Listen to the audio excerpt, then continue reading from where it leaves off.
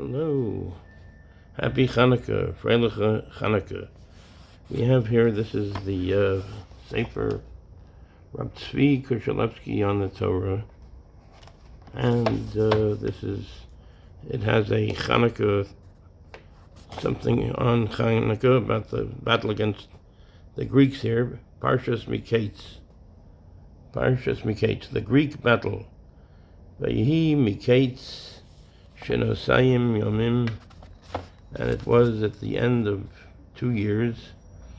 Uparo Cholem V'hine Omeid Al Hayaor. It happened after 2 full years that Pharaoh had a dream, and he was standing on the river Nile. Bereshis 41:1. So it says here in Bereshis Rabbah, the wicked are above their gods. Pharaoh was standing, quote, on the river, but with tzaddikim, in contrast, Hashem is above them. Bereshis Rabbah 89:4. So what does that mean? Because it says that he was standing on the river Nile, above the river Nile, and the river Nile was a god to him. What does our midrash mean? In what way do the wicked stand above their deities? Let us analyze this in the light of the following Mishnah. Avos 1:2. Shimon HaTzadik was one of the remaining members of the Anshe Knesset HaGadola, the men of the Great Assembly. He said, the world stands on 3 things: Torah, divine service, and Chesed.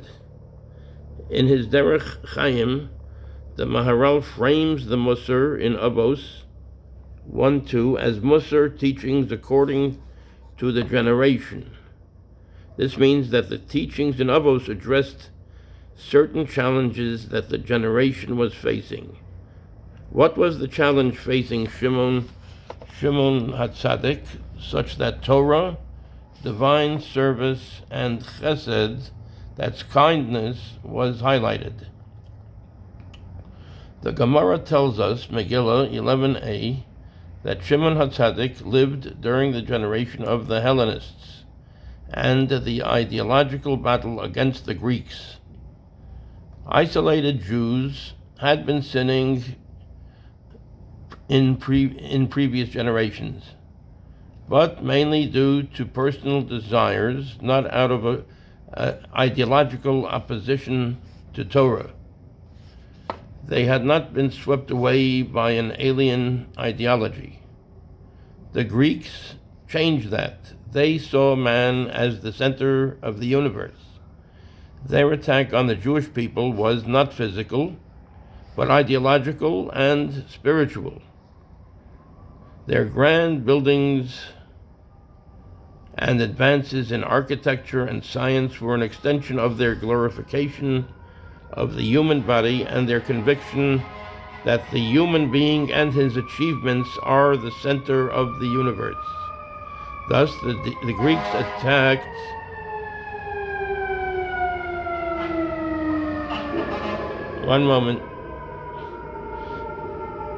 Thus, the Greeks attacked the main pillars of our religion. The Greeks attacked our Torah. They made us forget our Torah, as we say in the Al Hanisim prayer. This is because they could not appreciate something higher than human wisdom. They couldn't understand that the Torah was something higher, that Hashem, that God gave the Torah. They could not appreciate something higher than human wisdom. They also attacked and defiled the Mikdash, that's the sanctuary, the Beis HaMikdash, especially the korbanos, the sacrifices. They were ideologically opposed to the theme of korbanos, that man gives up himself to a higher power. As the Maharal writes, the very appellation avoda means the work, the service given to korbanos, is because korbanos show that ultimately everything returns to Hashem and we give ourselves over to Him. That's in Nesiv HaAvodah, from the Maharal of Prague. The Greeks tried to sabotage our appreciation for korbanos by insisting that korbanos were simply a way of eliciting Hashem's help, a way to get Hashem to fulfill our requests. Thus, Miriam Bas Bilga kicked at the Mizbeach. She kicked at the altar when enemy forces entered the Mikdash. When the enemy forces went into the Beis HaMikdash, into the temple, she yelled, "Wolf, wolf!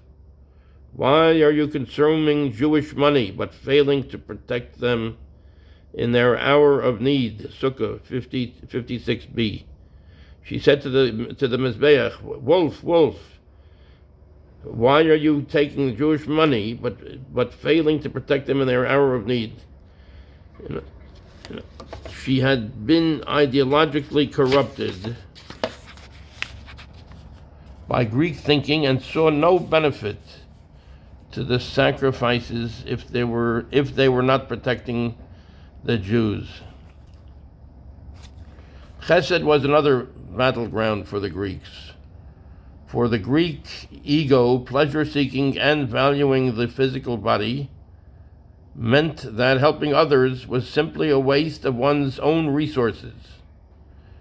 Shimon HaTzadik therefore focused on these three. So in other words, if you're giving money to somebody else, according to that philosophy, that's not for yourself. It's a waste of one's own resources.